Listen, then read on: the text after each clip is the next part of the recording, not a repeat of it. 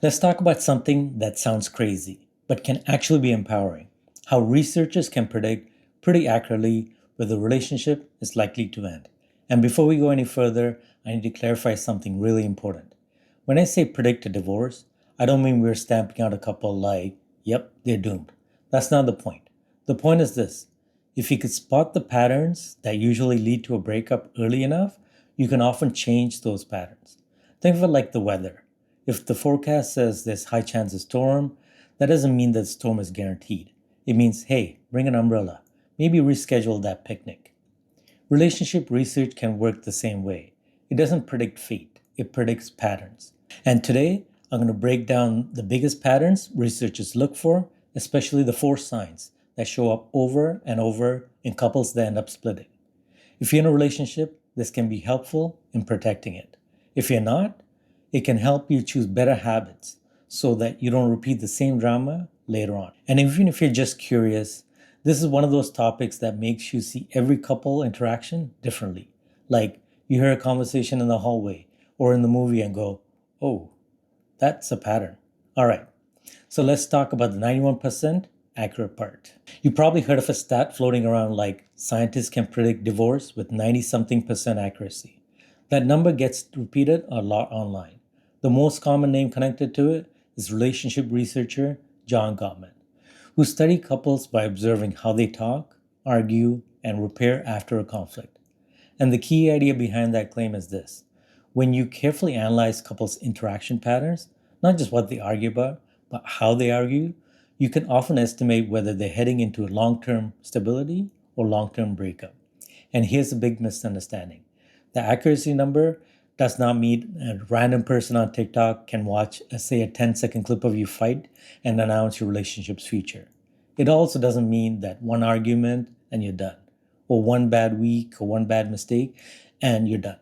The researchers focus on repeated patterns, especially during conflict, whether the couples have the skills to recover. So think of today's video as pattern detector and not a crystal ball. And the number one pattern framework people talk about is called the 4 Horsemen. The 4 Horsemen are communication behaviors that when they become common in a relationship, they are strongly linked to serious trouble. They are criticism, contempt, defensiveness, and stonewalling. Let's break each one down in a way that's super easy to recognize in real life. First is criticism. Criticism isn't the same as complaining.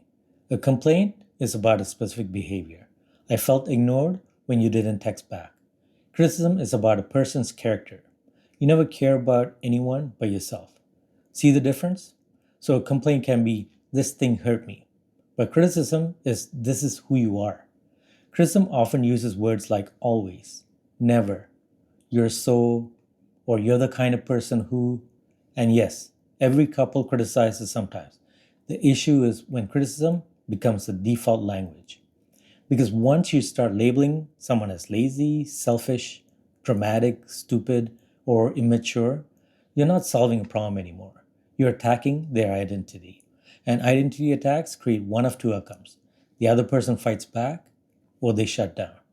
Both leads to the next horseman. Next is contempt. Contempt is criticism's evil older sibling. This is one that researchers often treat like the biggest red flag of all. Contempt is when your message isn't just I'm upset, it's I'm above you. Contempt shows up as mocking, sarcasm meant to humiliate, eye-rolling, sneering, name-calling, talking to your partner like they're embarrassing or less than. Contempt says, you're not just wrong, you're pathetic. That's why it's so damaging. It destroys respect. And relationships cannot survive long-term without respect. And we'll come back to contempt in the next section because it's a big one. Next is defensiveness. Defensiveness looks like making excuses, denying responsibility. Yeah, but you did this. That's not what happened. You're being too sensitive. Sometimes defensiveness is understandable. Nobody likes feeling blamed. But if defensiveness is constant, it blocks the only thing that fixes conflict, which is responsibility. Even a tiny piece of responsibility can calm everything down. So example might be, instead of I didn't do anything wrong, try saying something like, I can see how that came across. That's on me. That kind of sentence is like tossing water on a small fire before it becomes a house fire. Stonewalling is when someone shuts down and becomes emotionally unavailable.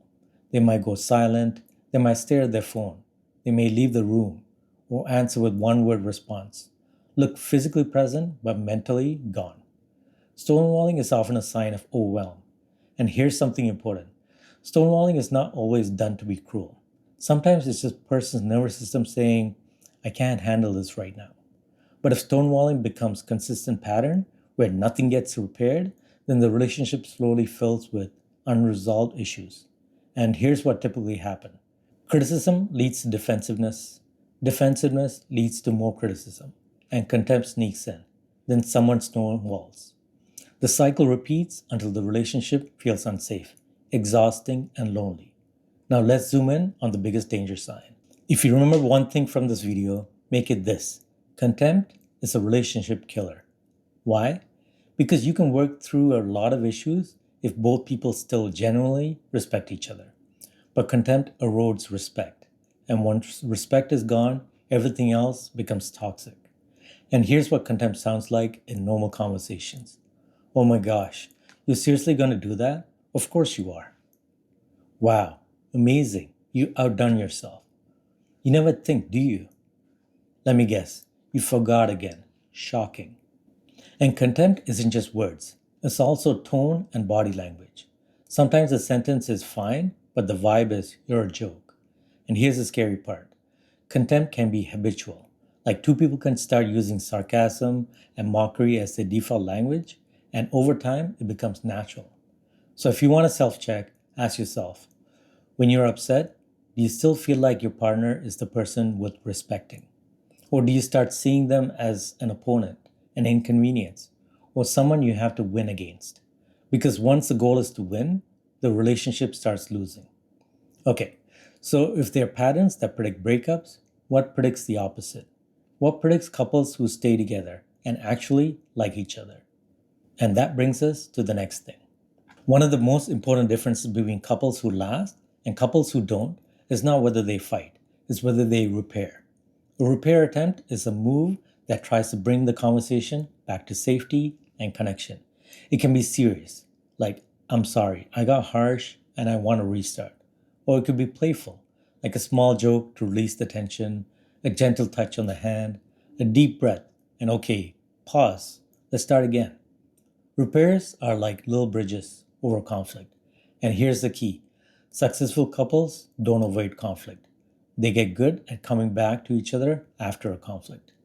So if you want to know whether a relationship is in danger, a major question is when you fight, do you eventually return to we're on the same team? Or do you stay stuck in me versus you? Because if you're stuck in me versus you, then every conflict becomes evidence that you're incompatible instead of problem to solve together. Now let's talk about another famous concept you probably heard of. There's a popular idea in relationship research often described as a ratio. A stable couples tend to have more positive interaction than negative ones. The number you'll hear a lot is 5-1, meaning for every one negative interaction during a conflict, there are several positive ones, like warmth, understanding, humor, appreciation, or repair attempt. Now don't get too literal and start keeping a scoreboard like, okay, I was nice 5 times, now I can be mean once. That's not how it works. It's more like an overall emotional bank account that stays in the positive. So when something negative happens, it doesn't bankrupt the relationship instantly. If the bank account is already empty, there's constant tension, criticism, contempt, or coldness, then even small issues can feel like the end of the world. And here's an easy way to picture it. If your relationship feels like a place where you often feel appreciated, safe, respected, conflict is just a bump in the road. But if your relationship feels a place where you're often judged, mocked, ignored, conflict's often proof that the relationship is broken. So the question becomes, how do you know which direction you're trending? Let's do a quick self-check. I'm going to give you a simple audit you can do from memory and no notes required. Think of the last 3 conflicts or tense conversations. For each one, ask, did it start with a complaint or a character attack? Like I felt, which is a complaint. Or you always, that's a criticism, right? Number two, did the contempt show up? That can be sarcasm, mocking, eye rolling, name calling, or anything that says, I'm above you. Next, did anyone take responsibility? Even 5%. Not 100, just any percent. You're right. I can see that. That came out wrong. I shouldn't have said it like that. Did anyone stonewall? Did someone shut down, leave, go cold, or refuse to engage? Next, did a repair attempt happen? Even a small one. Can we restart?